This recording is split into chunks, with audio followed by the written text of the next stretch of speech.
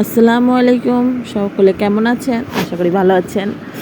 আজকে ভিডিওতে আমি প্রথমে একটা পেন্টিং করছিলাম, ওইটা হয় নাই। তারপরে আমি ওইটার উপরে দিয়ে আবার নতুন করে দেখলাম যে আরেকটা পেন্টিং করা যায় কি না।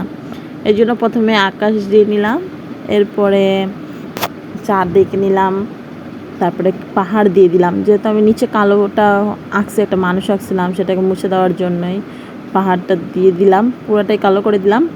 এরপর চাঁদটাকে একদম ন্যাচারাল দেখানোর জন্য কালো কালার রং ব্যবহার করলাম। এরপরে আমি পাহাড়গুলোতে সাদা সাদা বরফ দিয়ে দিব, সাদা সাদা বরফের মতন দিয়ে দিচ্ছি, এই জন্য সাদা রংটা নিয়ে এটাকে ব্যবহার করছি। তারপর কিছু ঝাউ গাছ এঁকে নিব।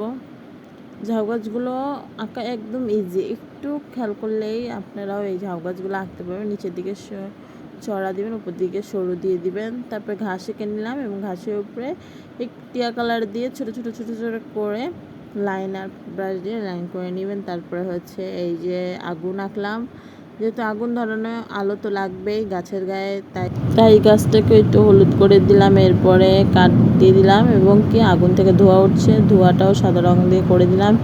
এই তো অবশেষে আমার পেন্টিং কমপ্লিট।